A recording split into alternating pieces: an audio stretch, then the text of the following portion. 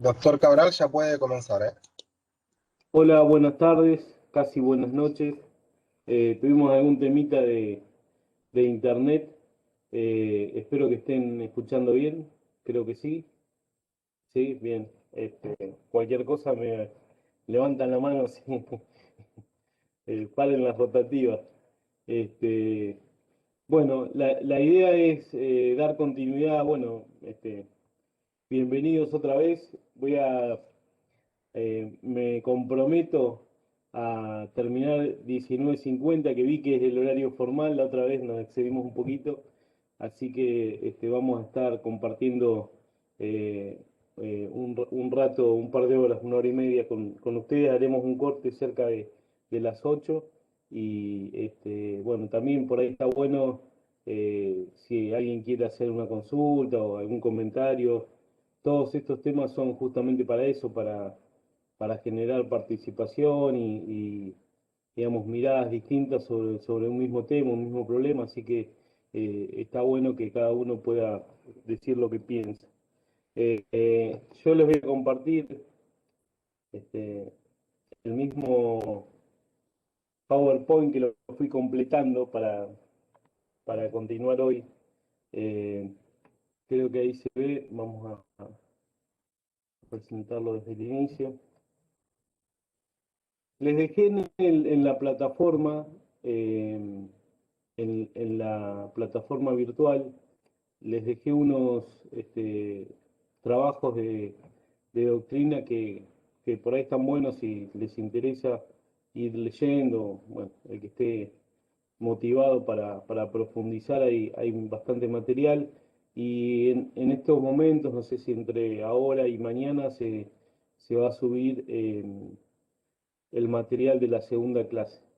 Yo un poco lo que me quedó inconcluso fue la pregunta que les propuse sobre el final de la clase y que después quedó en una de las este, consignas del foro, que era que ustedes, a partir de lo que habíamos charlado respecto de, bueno, partiendo de la idea de igualdad estructural, financiación positiva y la necesidad, o por lo menos el planteo que yo hago, de obligación del Estado de tener una tutela procesal diferenciada, de acuerdo ya sea a la presencia de derechos fundamentales o de grupos vulnerables. Se habían podido mirar desde esa óptica el Código Contencioso Provincial, si habían podido este, hacer una lectura rápida tratando de buscar algún ejemplo de estas tutelas diferenciales. En el chat del foro había algunas respuestas. Soledad García, bueno, quien conoce porque es integrante del Poder Judicial y del Fuero, identificó claramente cuáles eran estas pocas tutelas diferenciadas.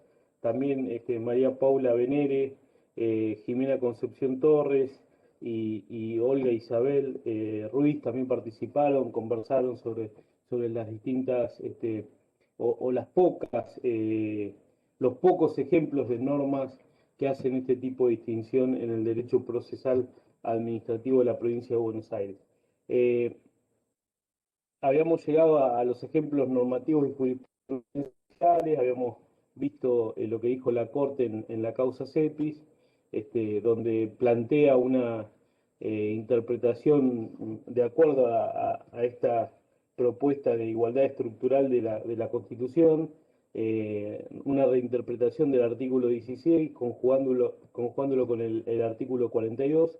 Y ahora quisiera simplemente mencionar, lo charlábamos ahí en el foro, algunos ejemplos de tutelas procesales diferenciadas en los procesos contenciosos administrativos. El caso más evidente, porque realmente está pensado así, fue adrede, redactada la norma, es la ley de medidas cautelares contra el Estado Nacional, la ley 26.854, que fue una norma que junto con la ley de responsabilidad del Estado fueron sancionadas sobre el final del gobierno de Cristina Kirchner. La presidenta era en ese momento la doctora Kirchner, y bueno, sancionaron estas dos normas, generaron un conflicto, se politizó obviamente estos textos y hubieron voces tanto mediáticas como doctrinarias que sostenían que estas dos normas eran regresivas respecto a un statu quo que se había configurado a partir de precedentes jurisprudenciales de la Corte del Fuero Contencioso Administrativo, que en realidad yo creo, no voy a ingresar en ese tema, creo que las dos normas, en especial la responsabilidad del Estado, hizo un relevamiento de esos criterios jurisprudenciales de la Corte y los plasmó en la ley, o sea que fue un avance para mí en el reconocimiento de los derechos a los casos en que el Estado es responsable.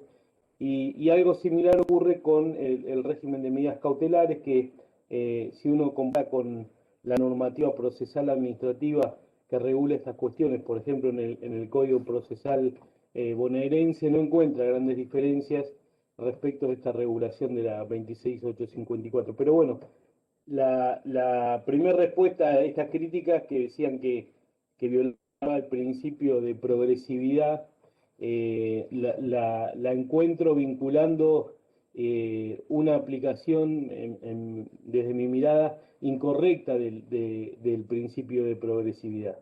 El principio de progresividad es un criterio interpretativo y la prohibición de regresividad que se aplica por normas específicas de los pactos de derechos sociales en el ámbito justamente de ese tipo de derechos, que prohíbe que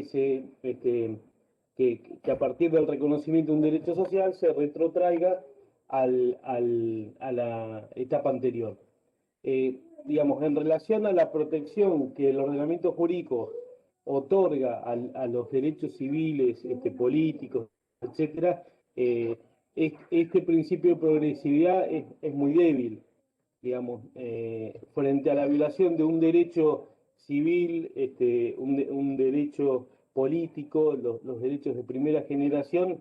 La respuesta no es progresivamente lo seguiremos cumpliendo, sino la respuesta es, frente a la violación, la sanción, la inmediata eliminación de esa violación. Es la respuesta clásica de nuestro sistema jurídico. La respuesta a la progresividad es una respuesta mucho más tenue, una defensa más solapada de esos derechos, implica, digamos, un retroceso recién para permitir una protección.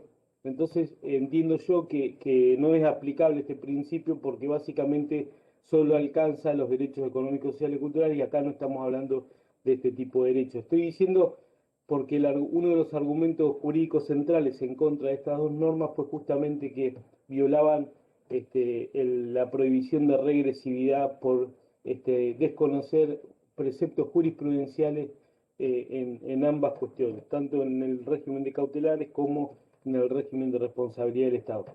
Entonces mis criterios son constitucionales, en ese punto no encuentro objeción seria, pero encuentro sí en la ley de cautelares contra el Estado Nacional un ejemplo claro de una tutela procesal diferenciada que refleja esta idea de igualdad estructural aplicada o trasladada a un código de forma.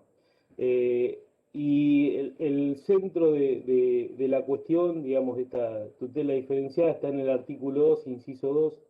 En este artículo se regula, digamos, prohibiendo que una causa que recae en un juez incompetente, prohibiendo que este juez dicte una medida cautelar.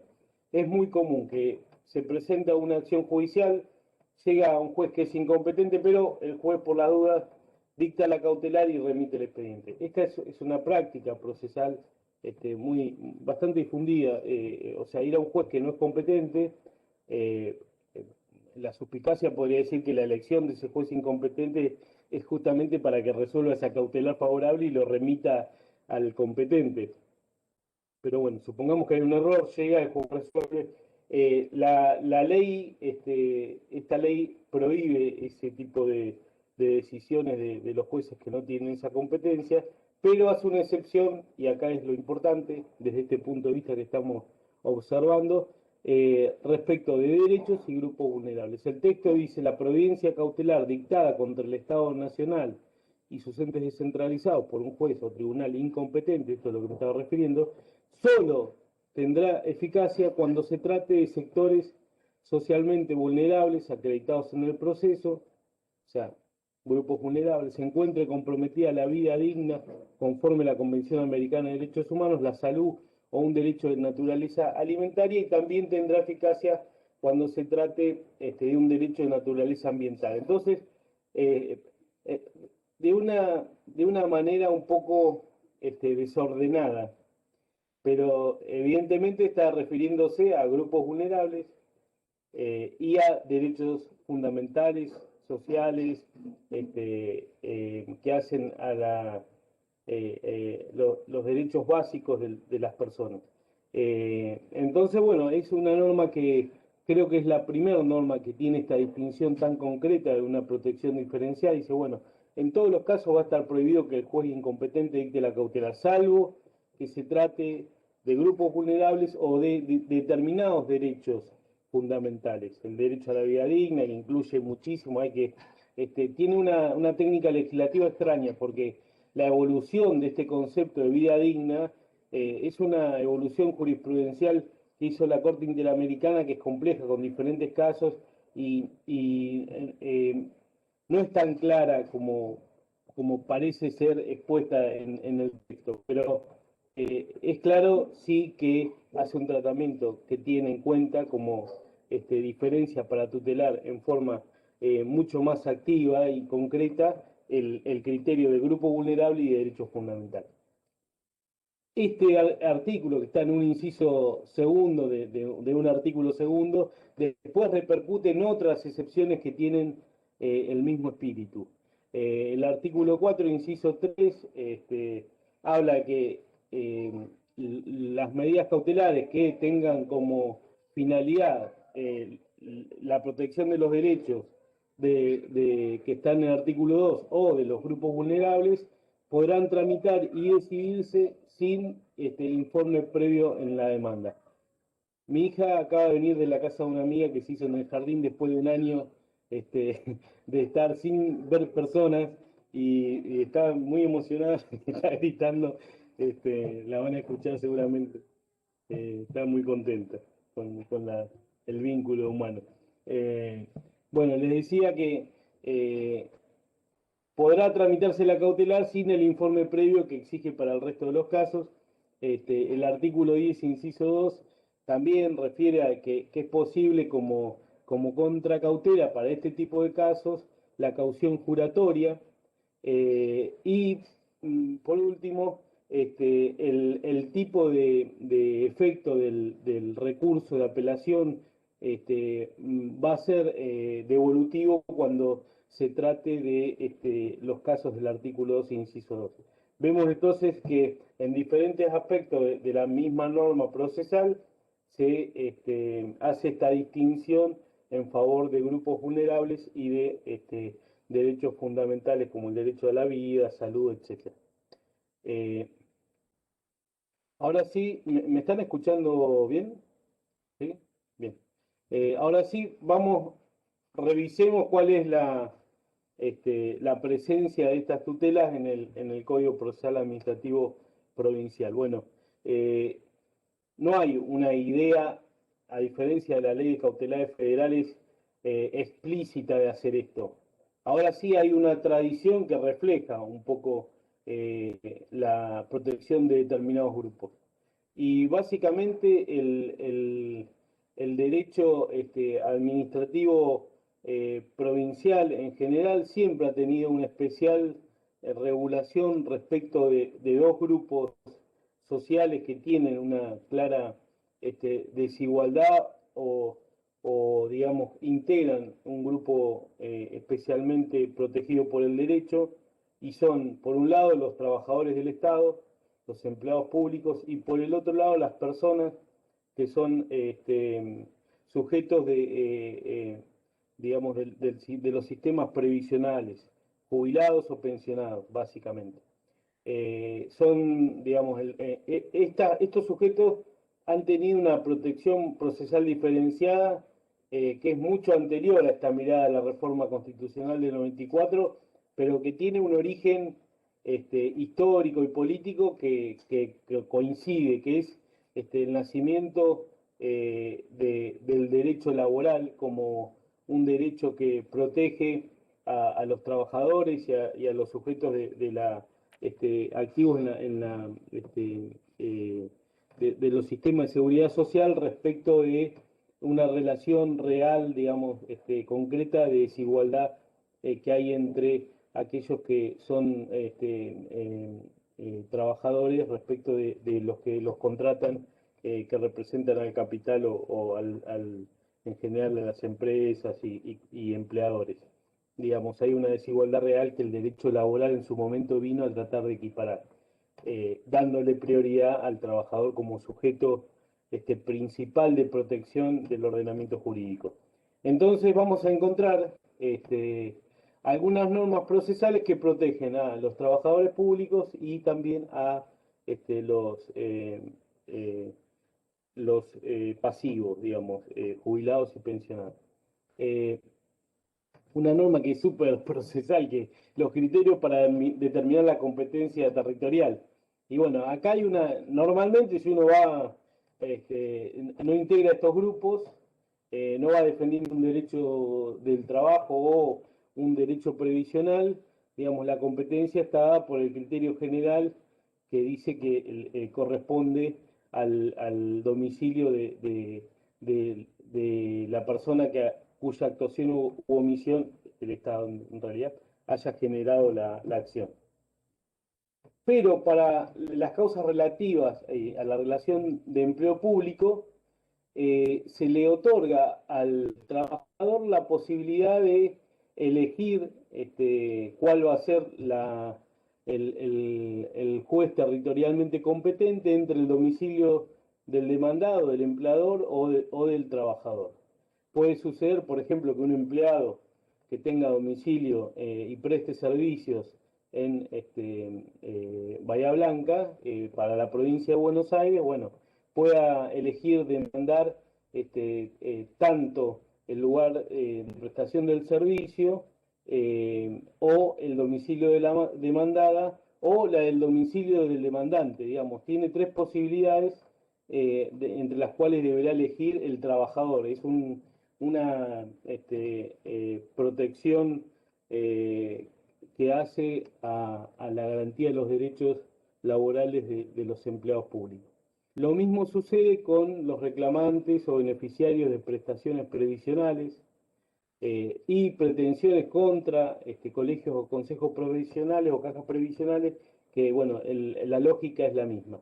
La posibilidad que el actor que integra uno de estos grupos y va en defensa de derechos de este tipo, derechos fundamentales de tipo social, tengan la posibilidad de elegir el juez competente de acuerdo a diversos motivos que hagan que le convenga litigar en un lugar o en otro. Hay otros casos de tutelas diferenciadas en el código.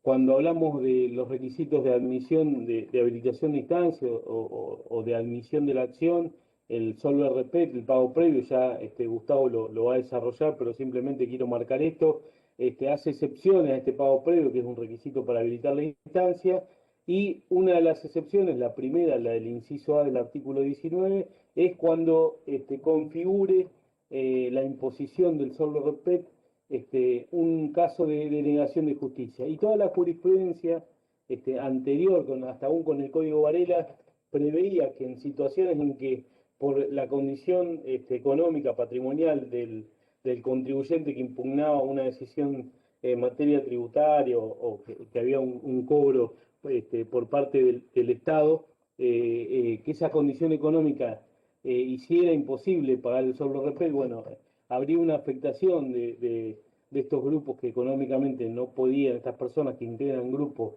cuyas condiciones económicas no le permiten afrontar el pago previo, queden sin acceso a la justicia, se daría un claro caso de denegación de justicia, y entonces para esa situación prevé la excepción a este requisito. También, como creo que alguien lo decía ahí en el chat, las medidas cautelares, al igual que en el ámbito federal, la contracautela como requisito para que proceda una medida cautelar, una tutela urgente, prevé como excepción en materia de empleo público o previsional, en aquellos agentes que reclamen algún beneficio previsional, que se le exija únicamente la caución juratoria. El régimen de costas es otro caso que en el inciso 2 del artículo 51 prevé que cuando la parte vencida fuera un agente público o quien hubiera reclamado un derecho previsional, en causas, obviamente en materia de empleo público o previsional, si es el agente que está reclamando una indemnización porque además tiene un contrato de otro tipo, bueno, ¿no? Tiene que coincidir el sujeto con el tipo de reclamo. Las costas serán impuestas solo si hubiera litigado con notoria temeridad. No se le impondrían las costas por el hecho de estar litigando siendo un trabajador estatal y tratando de defender sus derechos de tipo laboral. Lo mismo que en el ámbito previsional. Por otro lado, ya saliendo del régimen ordinario, posiblemente haya más, hay que buscarlas. Yo les planteaba el ejercicio, pero hay que hacer un análisis bien detallado y por ahí haya alguna más. Pero en los procesos especiales, dentro del proceso contencioso, la impugnación de sanciones en materia de empleo público, el régimen disciplinario, prevé un proceso sumario que también va a ser opción del empleado, el agente, que impugna una decisión que aplica una sanción, y también existe un proceso especial de impugnación de las resoluciones de la Caja de Previsión Social de profesionales. Son dos herramientas, digamos, justamente son dos tutelas de tipo procesal que le dan una variable en la cual el empleado, el empleado público, el trabajador estatal, en un caso tiene un carril mucho más abreviado, más ágil, lo mismo que en el caso de la impugnación de actos administrativos que son emitidos por las cajas previsionales, que por supuesto hablan del ejercicio de la defensa de un derecho de este tipo. Esto es lo que hoy tenemos en nuestro código contencioso. Se podría pensar, continuando con lo que charlamos en la reunión pasada, con mecanismos procesales que hagan esta distinción, por ejemplo, para no exigir los requisitos de habilitación de instancia clásicos. Entonces podríamos permitir que si se trata de un grupo, una persona que integra un grupo vulnerable y se está reclamando por un derecho fundamental básico, los requisitos de habilitación de instancia, agotamiento de la vida, bueno, puedan ser, no sean exigibles. Digo, por ejemplo, para pensar una alternativa, y como esta hay muchísimas otras posibilidades para que ese proceso que luego de toda una lucha de muchos años generó, como les decía, una igualdad de armas entre el Estado y los particulares, bueno, que ahora a esa igualdad de armas se le sume un tratamiento de mayor protección por una manda constitucional de los grupos que integran los grupos vulnerables y los derechos fundamentales que ya vimos un poco hasta el cansancio, creo, en la clase pasada. Con esto estaríamos ya cerrando me había quedado esto para desarrollar de la clase anterior. La idea era, luego de hablar de la igualdad, las tutelas procesales diferenciadas y algunos ejemplos, entrar a la judicialización de los derechos económicos sociales, que es, digamos, el segundo tema que se plantea como un desafío, que creo, entiendo que es una realidad hoy en nuestra justicia contencioso administrativa. Ha habido un gran cambio en la actividad que desarrollan los jueces contenciosos luego de la reforma constitucional del 94 en nuestra provincia, algo que también sucedió en paralelo en la Ciudad Autónoma de Buenos Aires con la creación del Fuero Contencioso Administrativo y Tributario y la sanción de una nueva constitución, en realidad de la constitución de la Ciudad Autónoma. En paralelo, estos dos fueros generaron toda una tendencia a partir de muchos fallos, nuevos criterios jurisprudenciales, interpretación de códigos nuevos que eran mucho más modernos que la normativa que existía vigente en las provincias. Obviamente el Código Contencioso Administrativo y Tributario de la ciudad era el primer código procesal porque en el 94 adquiere el estatus que hoy tiene la ciudad, asimilado a una provincia, un estado provincial, pero sí había experiencias de códigos procesales. En la provincia nuestra, el Código Varela, 1905, y toda una serie de normas de las provincias argentinas que seguían esas pautas, en las que no había, como dijimos, ni siquiera una igualdad procesal. Digamos, todas las potestades generales del derecho público que se le reconocen al Estado por el hecho de satisfacer intereses generales, se veían reflejadas en esos códigos. Pero bueno, sí la real y efectiva creación de una jurisprudencia en la que los derechos sociales fueron efectivizados nació con estas dos justicias locales, la de la provincia de Buenos Aires y la de la Ciudad Autónoma. Además, acompañado por muchos precedentes jurisprudenciales de la Corte Nacional que también adhirió a esa mirada que permite que estos derechos tengan algún tipo de respuesta en tribunales. Antes de avanzar sobre algunos puntos que están en la provincia de Buenos Aires y algunas cuestiones procesales que permiten o que permitieron que esto suceda, que se judicialicen derechos sociales, que se revisen políticas públicas, quería que un poco, digamos, presentarles el panorama en cuanto a la discusión más filosófica o teórica respecto de, podemos hablar de que existen derechos sociales, estos son efectivizables, son parte del ordenamiento jurídico, etcétera, etcétera. Yo les dejé algunos trabajos que hablan sobre esto. Creo que el texto que es más interesante de mi punto de vista y que generó muchísima polémica es uno del chileno Fernando Atria. Se llama Existen los derechos sociales. Es realmente un planteo muy novedoso.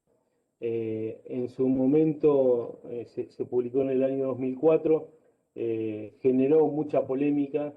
Por ejemplo, Gargarella le dedicó un texto, digamos, respondiendo a algunos de los planteos que él hizo en su trabajo, que Atria hizo en su trabajo, y generó discusiones en el ámbito académico porque hace un planteo desde un lugar que pareciera contradictorio con el lugar desde el que lo está planteando.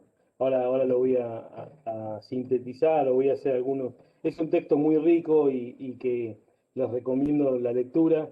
Yo lo puse en la bibliografía, pero si quieren lo googlean porque está en acceso abierto fue publicado en varios lugares el mismo texto y lo pueden bajar de cualquiera de esos lugares y lo pueden leer tranquilamente en la computadora. Que no es lo mismo que leerlo en papel, pero hoy en día es lo mejor que se puede tener. Estamos lejos de las bibliotecas. Bueno, además de Fernando Atria, hay otros autores. Roberto Lucchi, seguramente lo conocerán, es un administrativista argentino que tiene un texto sobre este tema, hacia la judicialización de la justicia. Y después le voy a ir agregando alguno más para que puedan ver. Uno de Rosenkratz, que también es interesante. Hay todo un desarrollo de profesores como Víctor Abramovich, Christian Curtis. Hay muchos teóricos de estas cuestiones que en nuestro país han hecho escuela y tienen, digamos, mucho impacto hoy en día también dentro de los que administran justicia, dentro de los jueces.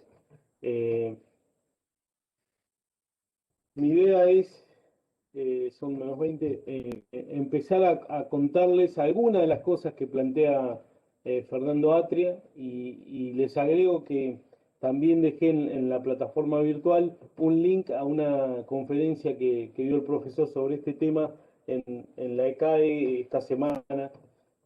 Tuvimos la posibilidad de escucharlo en una conferencia sobre la existencia de los derechos sociales y creo que es también interesante verlo en vivo y en directo, bueno, grabado, pero al autor que leemos lo vemos explicando sus ideas y también esto es lindo y nos permite completar lo que uno por ahí lee en el papel. Él hace todo un desarrollo histórico de los derechos y él dice que es muy interesante esto. Él plantea que hay dos miradas o interpretaciones sobre los derechos sociales. Y que hoy en día la mirada que prevalece es pensarlos como parte del ordenamiento jurídico, como derechos subjetivos, como derechos exigibles.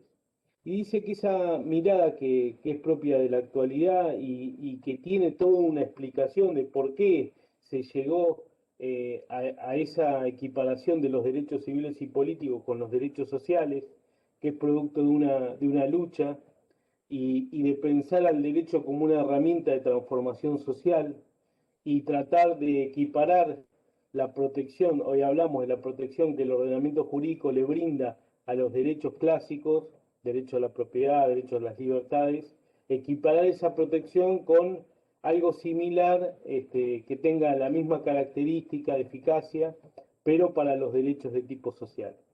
Él dice que los derechos civiles y políticos nacen como derechos contra la comunidad, porque se ejercen contra el Estado. Y también piensa que los derechos civiles y políticos son parte de un marco general que es el marco del mercado. Ahora lo voy a tratar de explicar. Y nos plantea dos miradas, una visión liberal y una tradición republicana socialista respecto de los derechos civiles y políticos, y también va a explicar por qué esta tradición republicana y socialista desvía su camino y intenta equiparar la protección y estructura de los derechos civiles con los derechos sociales. Los derechos, según la visión liberal, fueron concebidos originalmente como derechos de los individuos contra la comunidad política y en contra tiene aquí un doble sentido, dice que son derechos contra la comunidad porque ya constituida esta la primera amenaza para los derechos ya no es el ataque de otros individuos, como podía suceder antes que existiera el Estado, sino es para defenderse frente al Estado, ¿no? Por eso es contra la comunidad. El que me va a afectar mis derechos individuales ya no es el otro, porque el Estado garantiza que el otro no afecte mi propiedad. Hay todo un sistema de protección de los derechos individuales. Ahora el que puede afectar mis propiedades ya no es el otro, sino es el Estado, el leviatán, digamos. La idea política de la visión liberal es una idea de una sociedad pensada como un mercado y donde la libertad individual negativa es central para tener una concepción respecto del individuo y cómo funciona ese individuo con libertad dentro de un mercado. Y de ahí surge el rol que tiene el Estado frente a ese mercado, garantizando como centro de todo el sistema al individuo. Por eso el derecho viene a proteger al individuo frente al poder público, frente al Estado. La mirada o la tradición más socialista, él habla republicana socialista, es la que parte de otro valor, porque parte de la construcción de una comunidad en la que no estamos peleando todos ni contra la comunidad ni entre nosotros. ¿Por qué? Porque dice que el principio, esto estamos hablando de teorías políticas, ¿no? Es difícil después llevarlo a la realidad esto, pero por lo menos el planteo que es interesante y tiene fundamento, ¿no? Dice que la base de esta comunidad de tipo socialista no está en la competencia, porque no hay un mercado, sino en el principio de solidaridad. Yo ya no actúo por mi interés individual, sino por satisfacer mis inclinaciones, intereses, gustos, etcétera, sino que actúo por colaborar y ser solidario con el resto de los integrantes de esta comunidad. Eh, Dice que la idea de solidaridad sobre la que se construye la sociedad y esta comunidad y en la que no prevalece el autointerés es expresada comunitariamente bajo el lema de cada cual de acuerdo a sus capacidades y a cada cual de acuerdo a sus necesidades. Esto también es una mirada sobre la justicia que las ideologías marxistas han planteado, y está en algunos textos jurídicos, esta idea de justicia. A cada cual de acuerdo a sus capacidades y a cada cual de acuerdo a sus necesidades. Digamos, la idea del rol de mercado, tanto tiene, tanto vale, o vas a adquirir aquello que puedas pagar, en este modelo socialista no aplica, porque lo que se tiene en cuenta es la idea de solidaridad, de empatía con el resto, de importancia del otro. Entonces, eh, el, el- el planteo que él hace dice, cuando esa idea socialista, republicana, transforma los derechos sociales que tienen que ver con la idea de solidaridad en derechos individuales o bajo la estructura del derecho subjetivo y que plantean que son exigibles judicialmente, está cayendo en la trampa de integrarse en un sistema cuya base es el mercado y la competencia, y el autointerés, no la solidaridad. Entonces hay una contradicción entre una mirada de tipo socialista respecto a esas necesidades que están insatisfechas de grupos de parte de la sociedad, que no se condice con ese reconocimiento bajo la herramienta derechos. Dice, la idea comunitaria a la que el socialismo apela no es traducible en la lengua de los derechos. Es otra cosa, es otra idea de comunidad, otra idea de valores. Y dice, por ejemplo, los derechos sociales en clave liberal son concebidos como una especie de seguro que cada gente toma para precaverse la posibilidad de encontrarse descubierto y necesitado. Dice, en el régimen del mercado y de los derechos individuales y el sistema jurídico liberal, la idea de derechos sociales parte de alcanzar un mínimo de protección. eh, Plantea la eliminación de la pobreza extrema, pero no plantea los principios que tiene una idea más socialista, que son la igualdad.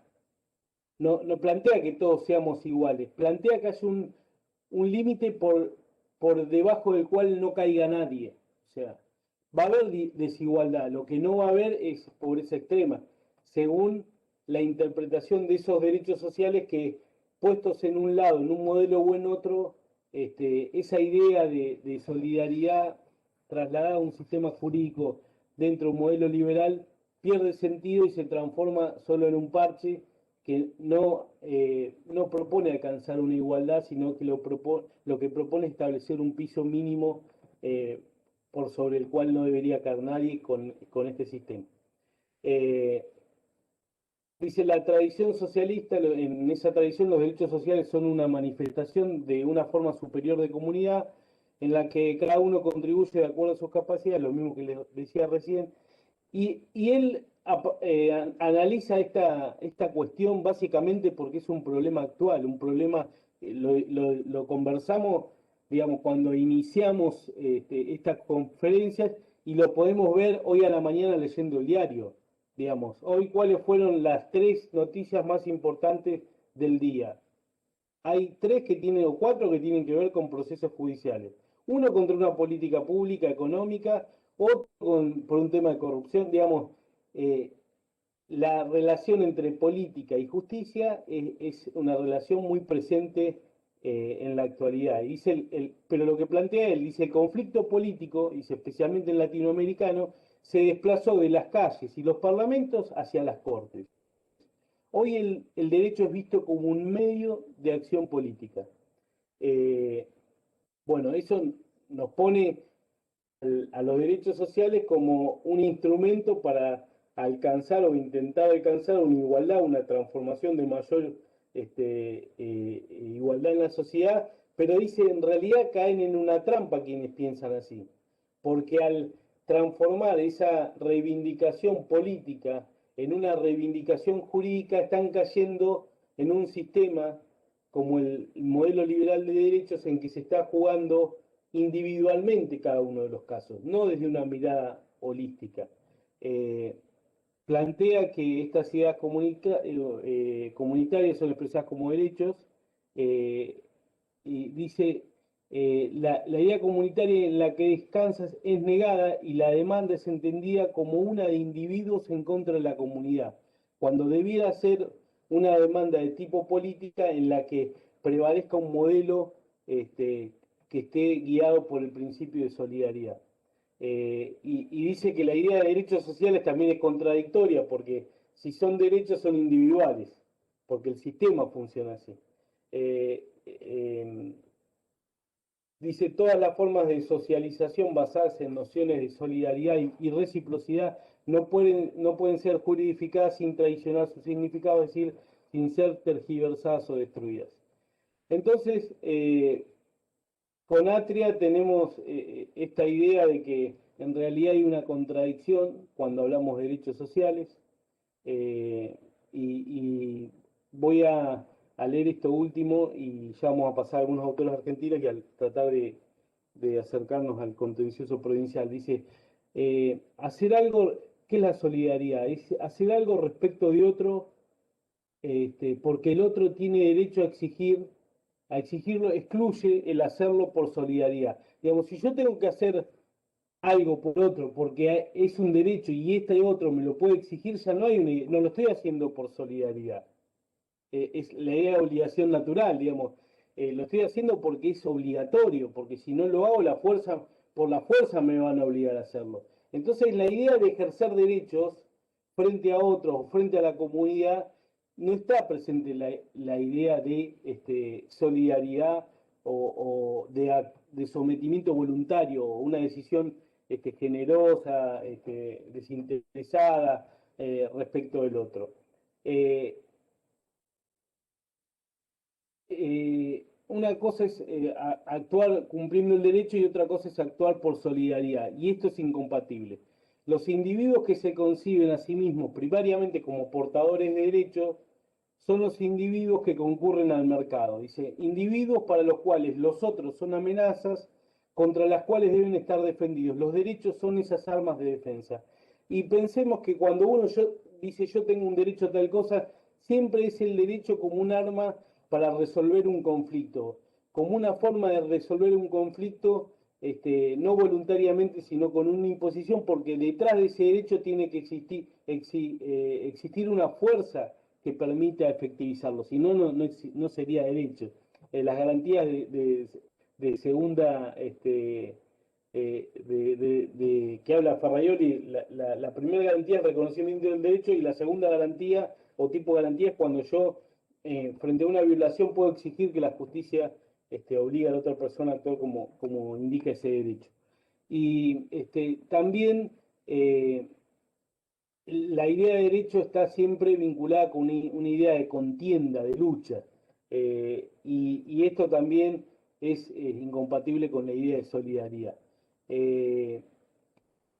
Los invito a que lean esto y si lo escuchan a Atria en esta conferencia que les comento, que está también ahí vinculada en la plataforma, van a ver que él hace otro planteo. Dice,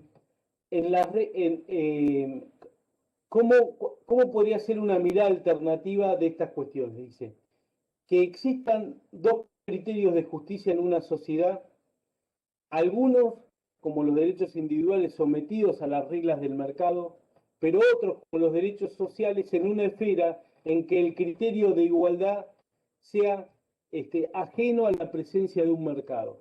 Entonces, dice, si, por ejemplo, en el acceso a un automóvil, bueno, yo puedo tener la posibilidad de acceder a un automóvil guiando en el mercado, digamos, consiguiendo dinero y comprándolo. Está bien, pero no puede ser que yo no acceda a la salud o a la alimentación o a la vivienda porque yo no tengo dinero. Entonces, hay una incompatibilidad con una esfera de los derechos sociales y en la idea de mercado.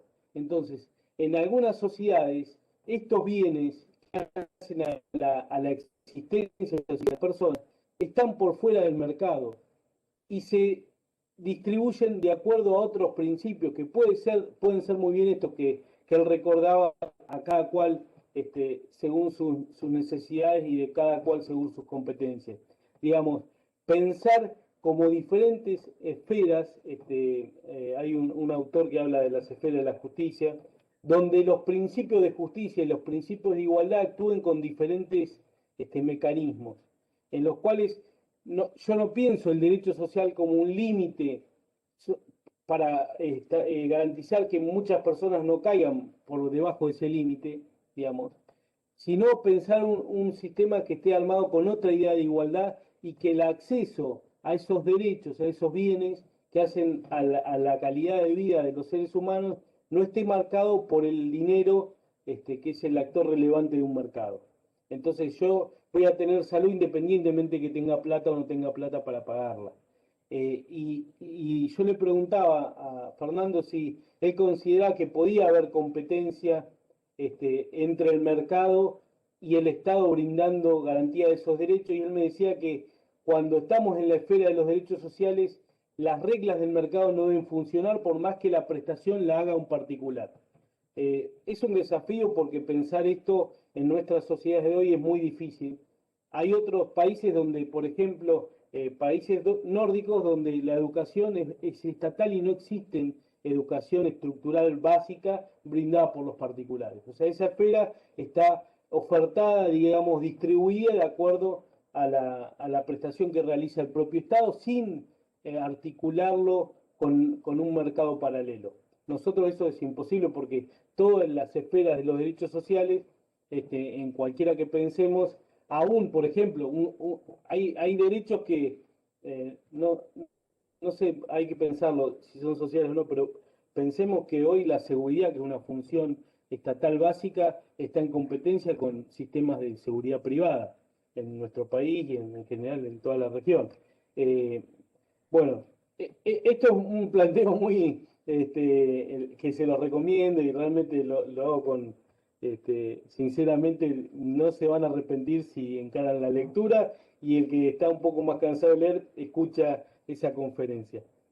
Dicho esto, les propongo, así son las 20, así hacemos un pequeño recreito, les propongo que pueden hacer algunas lecturas de autores argentinos que trabajan esto de los derechos sociales. Abramovich y Curtis plantean que bueno, deben ser tratados como derechos civiles y políticos en cuanto a su exigibilidad y protección jurisdiccional. Yo siempre seguí estos autores, son muchos más. Laura Pautaz, bueno, Gargarella también, hay muchos que plantean una mirada de equiparación de los derechos civiles y los derechos sociales en cuanto a su protección, porque creo que es un avance concreto y es un poco la propuesta de esta clase, es decir, bueno, hoy que se efectivicen derechos sociales, claro, no van a resolver las desigualdades estructurales que tienen nuestro país, nuestra provincia, pero en alguna situación concreta al menos se va a garantizar que determinadas personas o grupos de personas no caigan por debajo de esa línea de protección mínima respecto de cada uno de esos derechos. Una postura interesante, obviamente también polémica, es la de Rosenkranz. Él plantea la posibilidad de eliminar los derechos sociales dentro de la Constitución. ¿Cuál es el argumento? Dice, nosotros como sociedad no podemos garantizar la efectividad de esos derechos. Dice, no se puede por cuestiones económicas, presupuestarias, bueno, tiene todo un desarrollo. Dice, entonces, nosotros cuando reconocemos que existen esos derechos, lo que hacemos es debilitar la efectividad de los derechos civiles civiles, comerciales, liberales, bueno, los derechos individuales. ¿Por qué? Porque estamos dejando en evidencia que hay algunos tipos de derechos que no son tales, digamos, que no tienen las garantías de segundo orden que efectivizan ante una violación eso que está en la ley, que está en la Constitución. Entonces, si nosotros permitimos que existan estas normas que no se cumplen, estamos debilitando todo el sistema y podemos generar como una consecuencia no deseada que se dejen de cumplir o efectivizar otros derechos que tienen una tradición más larga de protección. Bueno, es polémico, ¿no? Yo no comparto lo que dice. Y después les dejo un trabajito para que lo lean, son poquitas páginas. Una postura de Lucky, que es un administrativista. El trabajo es la socialización de la justicia y a partir de algunos presentes en la Corte de Nación, pienso que lo hace refiriendo al ABI, donde se reconoce una legitimación activa, acción de clase. Bueno, se le da un poder se le reconoce un poder a los jueces. Bueno, está indignado con esto en ese texto y bueno, dice que no se condice con la ideología de nuestra Constitución. Él se está refiriendo a la de 1853, creo, porque la que es claramente liberal es esa, no la del 94. Igual el texto es actual. Bueno, dice no es lo que le enseñaron en la facultad, que la doctrina que él estudió no tiene nada que ver con esto, que es un fenómeno nuevo, que se intenta politizar todo y que no es la función del Poder Judicial. Bueno, es respetable. Creo que le falta una robustez argumentativa al texto ese, pero es una persona que se dedica al derecho procesal administrativo. Y en 10, 15 páginas hace una crítica terrible a esta otra mirada que pueden tener Abramovich, Curtis, o muchos otros autores. Son ya las 8:05. Yo les propongo, como hicimos la vez anterior, hacer un pequeño break, eh, un mate o un té, café de 5 o 10 minutos, ¿les parece? Y ya entramos en la experiencia de la provincia de Buenos Aires. ¿Están de acuerdo? Son muchos, no sé cuántos son, pero imagino que sí, así que este, quedamos en vernos en 10 minutos.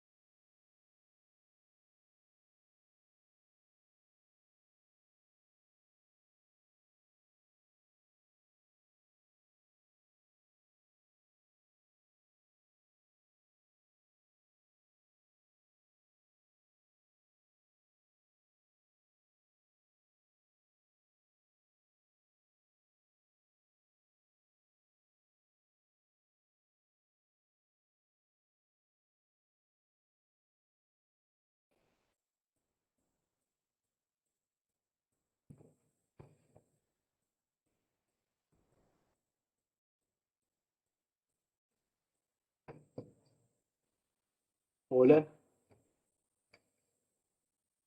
¿cómo andas? No sé si alcanzaron a armar el mate. Este, Hola, sí, ya estamos. ya están. Bueno, ahora yo me traje un mate nuevo. Este, ya ahora continuamos.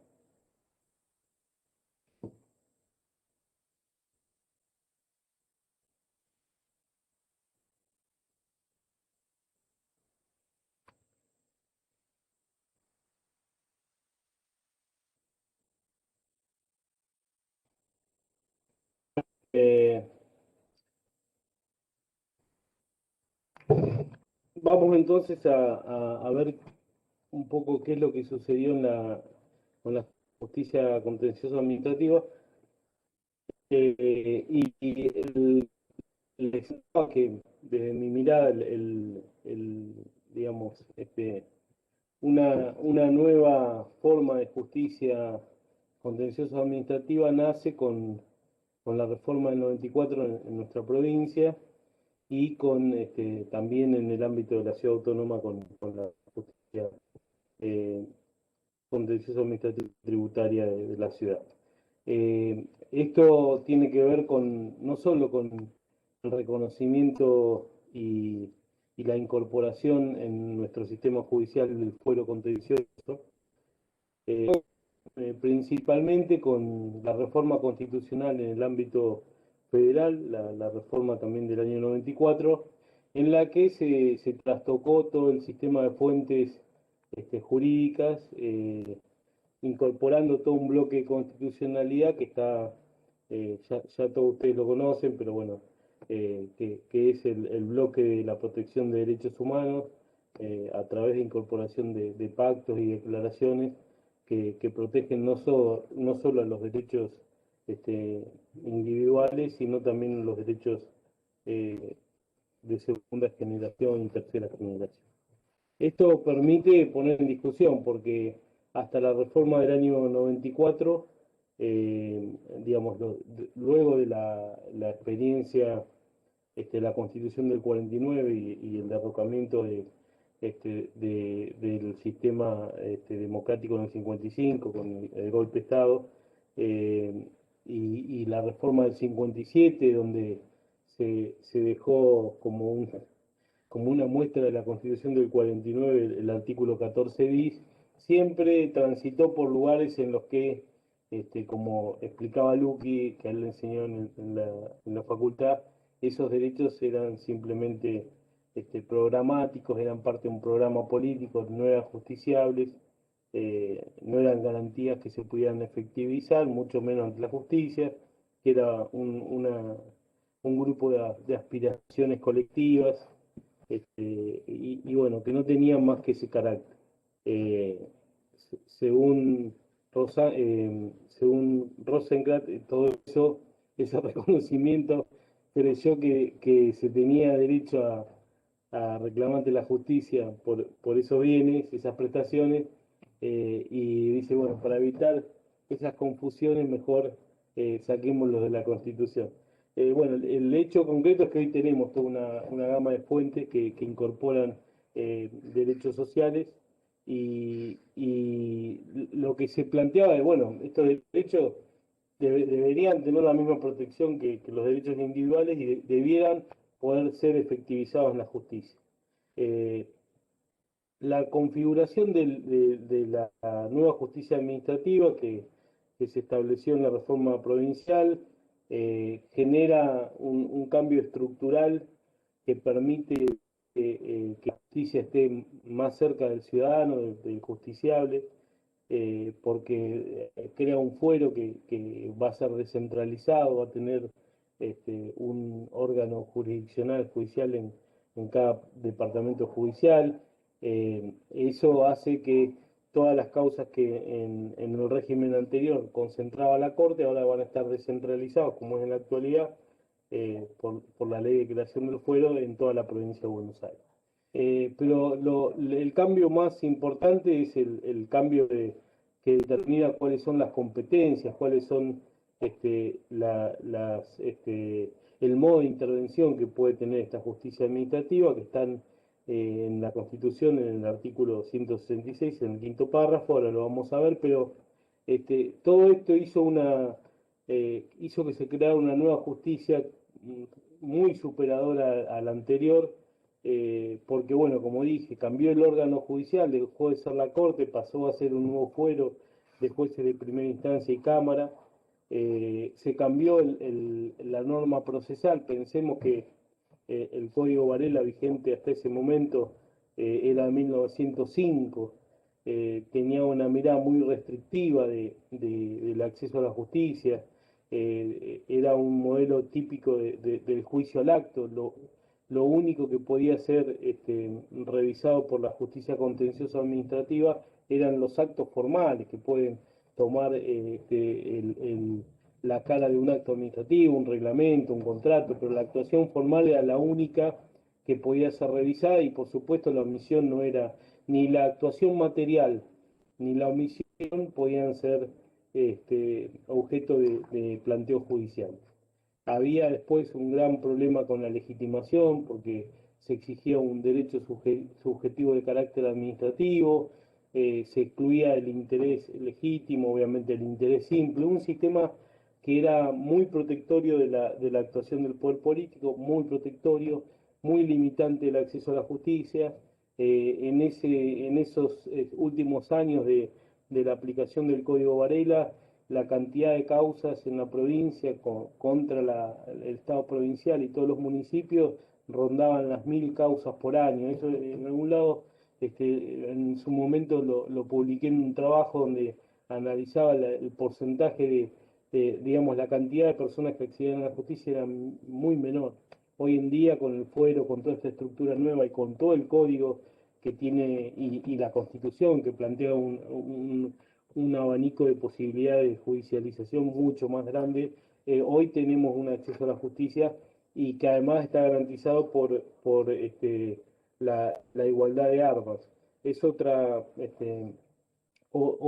de los avances que tuvo el sistema judicial provincial, que fue la creación del fuero, pero con este alcance.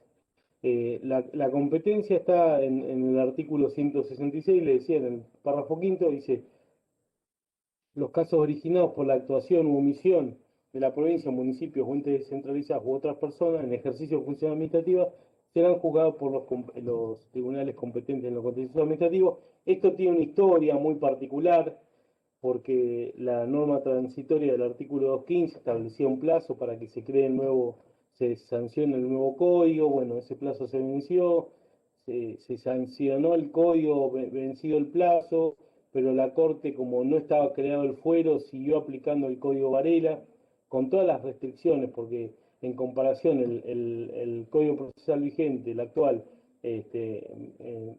comparándolo con el Código Varela, tenía muchísimas normas más benéficas para acceder a la justicia, digo, desde el plazo para demandar, los requisitos de habilitación es mucho más rígido. Bueno, hoy en día esta norma constitucional permite judicializar todo tipo de actuación, o sea, no solo la actuación formal, sino también la actuación material, y lo más importante es la omisión.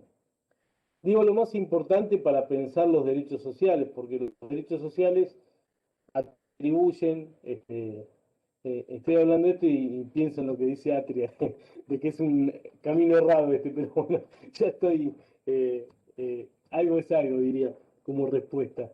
No, lo que permite es que un derecho que está reconocido en la Constitución o en alguna norma, y que implica por parte del Estado la prestación o la obligación de generar una determinada, le da un contenido social, digamos, puede ser, pensemos en el ámbito de salud, derechos como la alimentación, como la vivienda, implican que el Estado debe garantizar una prestación de tipo social para que ese derecho tome efectividad.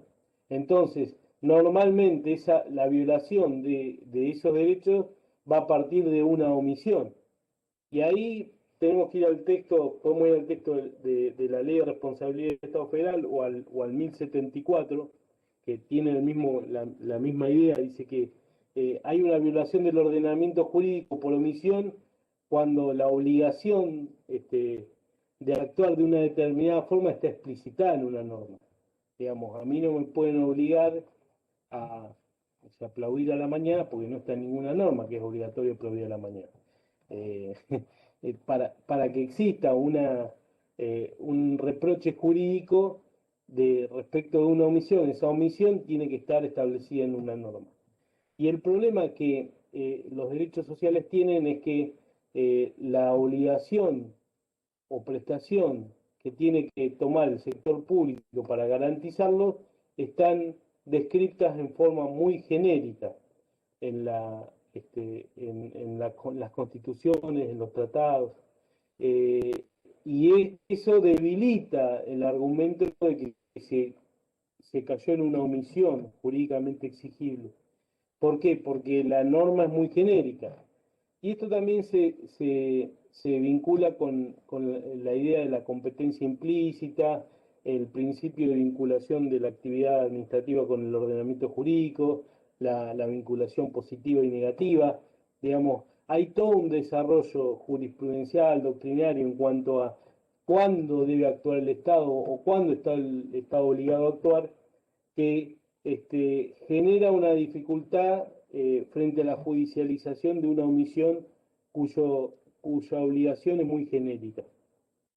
Yo creo que hoy en día la posibilidad de judicializar omisiones estatales está garantizada por el entramado normativo de carácter supranacional que se fue dando a partir de interpretaciones o jurisprudenciales del sistema interamericano, del sistema universal, interpretaciones de los comités de los distintos pactos de protección de derechos humanos, de los observadores o relatores de algún tipo de derecho, ya sea en Naciones Unidas o dentro del sistema interamericano en la Comisión. Digamos, se ha generado una red normativa donde se especifica al detalle cuáles son los contenidos positivos o cuáles son las conductas que se le exigen al Estado para garantizar determinado derecho. Hay observaciones, por ejemplo, del Comité de DEC sobre el derecho a la vivienda y la prohibición de desalojos, creo que son la 4 y la 7, donde uno las lee y ahí encuentra ese contenido al cual el Estado está obligado a realizar para garantizar el derecho a la vivienda. Digo, por ejemplo, normas muy específicas, dice, bueno, si el Estado tiene que desalojar a través de la policía o del Poder Judicial a una persona de su vivienda, bueno, y establece ciertas características o garantías que son exigidas y son muy concretas. Por ejemplo, los desalojos no se pueden hacer en días lluviosos, el desalojo tiene que garantizar que la familia o las personas desalojadas tengan un lugar donde vivir, el desalojo no puede ser en horario nocturno, tiene que hacerse en un horario diurno. Hay mil cuestiones que si uno dice el Estado, como puede decir una norma constitucional, en forma muy genérica, va a garantizar el derecho a la vivienda, y bueno, a mí que un desalojo lo haga de noche o de día, nadie me lo dice. Bueno, hoy en día tenemos una muy variada cantidad de normas específicas que le ponen estos puntos y señales a las conductas que tiene que tomar el Estado para poder garantizar esos derechos. Les decía, la historia propia de la creación del fuero fue una historia de una discusión política y jurisprudencial y judicial, porque finalmente se resolvió en causas judiciales, tanto los colegios de abogados como las propias personas que habían sido designadas como jueces activaron, accionaron, litigaron, exigieron, llevaron a la justicia estos planteos de cumplimiento, de incumplimiento, o sea, de una omisión del Estado provincial de poner en marcha ese fuero que hacía a la creación de un sector relevante de la justicia provincial. ¿Cuáles son los formatos en los que debiera tramitar un proceso de exigibilidad de derechos sociales. Bueno, en la versión del Código Procesal primera, de la ley 12.008, había bueno, el sistema del código nuestro, que como dije, lo central es que dejó eh, de revisar con exclusividad la actuación formal y pasó a permitir o a habilitar la judicialización de omisiones y de actuaciones materiales que también hacen a los derechos sociales. Esta norma que evolucionó de esta manera se tiene que traducir, o sea, esta nueva incorporación de amplios aspectos que estaban por fuera del control judicial y que se incluyen por el 166, inciso 5, tienen que tener un carril procesal, digamos, dentro del código tienen que tener una vía en la cual pueda impugnarse eso. La historia de la justicia contenciosa y los regímenes procesales normalmente estaban pensados para las acciones anulatorias o indemnizatorias, pero derivadas de la revisión del acto administrativo, en realidad de la actuación formal de la administración. Entonces, cómo esa inclusión de todos esos aspectos que antes quedaban fuera de la revisión a la revisión impactó en el Código Procesal. Bueno, el sistema adoptado por el legislador fue unidad de acción y pluralidad de pretensiones, o sea que hay un cierto catálogo de pretensiones, que es lo que el actor o el accionante esgrime como petición al Poder Judicial. ¿Qué es lo que le está pidiendo? Bueno, le estoy pidiendo que me indemnice, pretensión indemnizatoria. Estoy pidiendo anular un acto, pretensión anulatoria. Estoy reconocimiento de un derecho. Las pretensiones del artículo 12 se superponen. En realidad, la pretensión de un reconocimiento de un derecho puede ser también vista como una pretensión indemnizatoria. Yo estoy pidiendo que se me reconozca el derecho a una indemnización. Había como una superposición de las pretensiones, hay como una superposición. No es un catálogo cerrado, digamos, puede haber otra pretensión que no esté incluida ahí. Hay pretensiones que van con otro tipo de reglas procesales, no sé, en el proceso expropiatorio hay todo un régimen distinto con otras pretensiones, en el régimen de amparo, que son todos procesos que corren en el fuero contencioso, tienen su regulación procesal y también tienen sus pretensiones. Pero bueno, la historia era que una de esas pretensiones del originario código, en su inciso 6 decía que podrá ser el contenido de una acción contenciosa aquella que solicitare la realización de una determinada prestación por parte de alguno de los entes previstos en el artículo 1, o sea, lo que vimos al inicio como sujetos reflejados en el 166 del Estado provincial, los municipios, entes autárquicos y otras personas en ejercicio de función administrativa. Cualquiera de ellos podían ser sujetos de una acción cuando hubieran omitido cumplir con determinada prestación. Bueno, ustedes saben que durante un tiempo estuvo la Corte, digamos, en tiempo en que constitucionalmente debía estar funcionando el fuero, hubo un interregno en que la Corte mantuvo esa competencia y que decidió aplicar el Código Varela y no el código vigente en ese momento, la 12.008. No lo aplicó. ¿Cuándo se destraba esto? Se destraba con una reforma al código, que fue la ley 13.101. Recuerdo el profesor Botassi que la llamó como la contrarreforma. ¿Por qué? Porque endureció muchos requisitos de habilitación, hizo como un retoque más conservador del código y volvió a algunas pautas que estaban en el Código Varela. Y una de las cosas que cambió fue derogar inciso 6 que reconoce la pretensión prestacional. Dicen, no sé si habrá sido cierto, pero que el reclamo de los intendentes de la provincia de Buenos Aires en ese momento piensan que el fuero inició sus actividades en diciembre de 2003. El 15 de diciembre de 2003 se pusieron en marcha algunos juzgados contenciosos, entre ellos el número 1 de La Plata, lo recuerdo bien, y bueno, después se fue ampliando la incorporación de otros juzgados, pero hasta esa fecha, digamos, había estado paralizado desde el 94. La Constitución en los 15 planteaba como fecha de inicio octubre a ver, 2004 era octubre del 2008.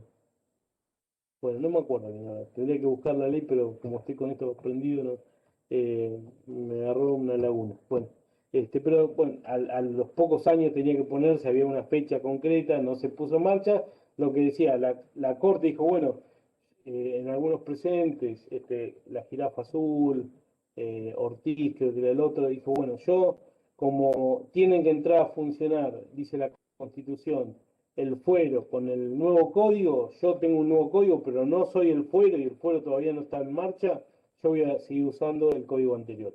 Una segunda etapa, la Corte dijo, bueno, pero tengo cuestiones muy claras, como el principio de mandabilidad directa que está en la Constitución, no puedo desconocer la Constitución aplicando por encima de la Constitución el Código Varela. Entonces fue adaptando algunas cuestiones de legitimación, bueno, fue ayornándose hasta que finalmente se le dijo al Poder Ejecutivo que se lo intima en una causa del Colegio de Abogados a que se ponga en marcha el fuero, se pone en marcha el fuero y ahí sí el fuero nuevo o sea, los nuevos jueces con el nuevo código contencioso procesal administrativo empieza a funcionar, pero antes de eso pasó esto que les cuento.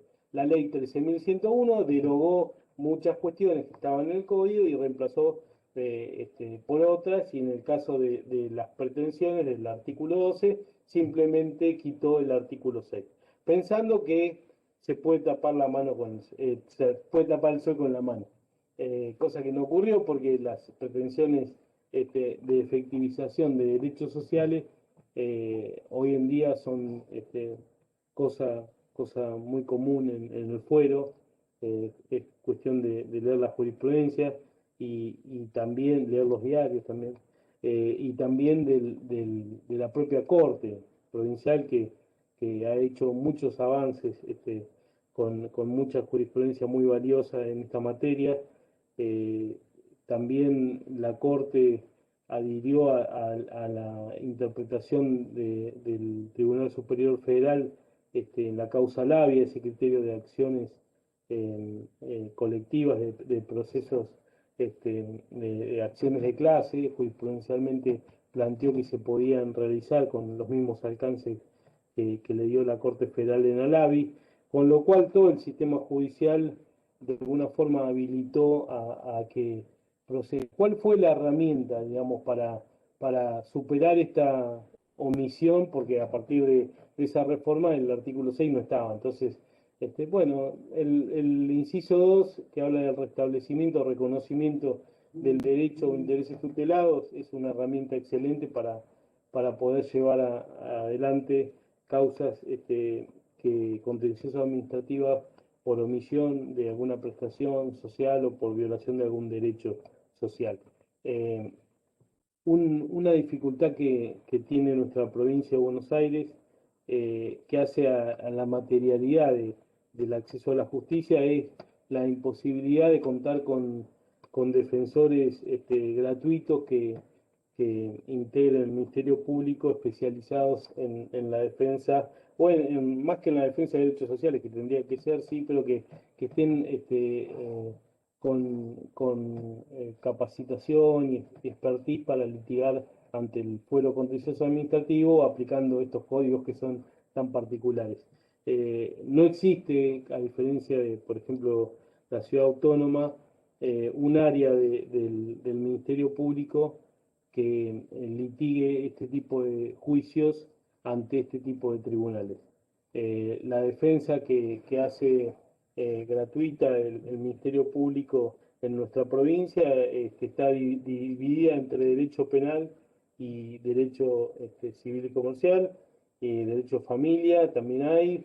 El derecho laboral está básicamente en cargo digamos, a cargo de las instituciones gremiales, que son muchas veces las que defienden a los trabajadores, pero no existe un área de la defensa pública que esté abocada al litigio estructural en materia de derechos sociales ante el fuero contencioso, que es, digamos, es el fuero con competencia natural porque el único en general obligado a garantizar los derechos humanos y el único que los puede violar es el Estado, y en la justicia contenciosa administrativa se litiga contra el Estado, Estado provincial o Estados municipales, en nuestro caso. Bueno, yo un poco hasta acá tenía eh, tenía pensado dar tratamiento a un caso que trabajamos de la Facultad de Derecho de nuestra querida Universidad Nacional de La Plata, que fue un caso que se litigó desde algunas ONGs y que también se articuló desde la facultad como un proyecto de extensión vinculado con el derecho a la vivienda, pero bueno, no es, digamos, me va a llevar mucho más tiempo y no quiero extenderme demasiado. La otra vez, la verdad que había puesto muchos temas y terminamos re tarde. Me di cuenta que fue un abuso de mi parte. Digo, no, esta vez prefiero ir más despacito. Yo sé que la mayoría de ustedes o trabajan en el fuero, gente que ya me conoce cuál es mi mirada sobre estos temas, y que son cuestiones que venimos discutiendo dentro del ambiente del derecho administrativo y procesal administrativo. Yo creo que esto está en un profundo cambio y que tenemos la posibilidad de pensar que la justicia contenciosa administrativa también intervenga en estas cuestiones, cumpliendo la obligación de tener unas que diferencien estos aspectos que hacen a una desigualdad estructural que cada vez está más presente entre nosotros. Lo estamos viendo con lo que es la pandemia y cómo se agudizan las desigualdades y cómo parte de nuestros conciudadanos caen en la pobreza, indigencia y estamos viviendo momentos muy terribles, ¿no? Y lo que viene posiblemente sea peor en cuanto a pandemia. Estaba terminando un poco los noticieros, ya no quiero ver noticieros, pero porque uno se asusta, pero están hablando que yo estoy acá cerca de Bahía Blanca, ya hay un par de hospitales que cerraron están cerrados para el acceso porque no tienen más lugar. Y bueno, estamos en una situación muy compleja y bueno, hay que tratar de pensar si desde el derecho podemos hacer algo. Eh, Quedé muy impactado, se los vuelvo a recomendar la charla de Atria, ¿no? Porque eh, un poco coincido con lo que él planteaba, que una solución definitiva tampoco la vamos a encontrar en este camino que nos proponen algunos autores y que yo comparto, porque creo que hasta ahora es lo único posible, pero una sociedad más igualitaria no se va a lograr solo litigando estratégicamente en algunos ámbitos. Creo que es mucho más complejo y que requiere un cambio más de tipo político. Pero bueno, gente, la verdad que agradezco mucho que hayan estado. La clase que viene empieza Gustavo, que va a dar cuestiones, entiendo que mucho más de actualidad jurisprudencial y cuestiones que hacen al derecho tributario, que también son súper interesantes. Así que bueno, voy a estar acá escuchándolo. Nos vemos el miércoles. El que pueda, yo subí todo el material a la plataforma. El que lo quiera mirar, chusmear, y les vuelvo a recomendar, y con esto cierro, qué pesado, el trabajo de Fernando Atria. Bueno, gente, muchas gracias por estar acá y espero a muchos de ustedes que los estoy viendo, los conozco, que nos encontremos en La Plata, en Mar del Plata, por diferentes lugares de la provincia, y que podamos tomar un café al menos. Gente, gracias. Muchas gracias. Gracias. Muchas gracias, Doc. Gracias. Gracias, nos vemos. Gracias, buenas noches.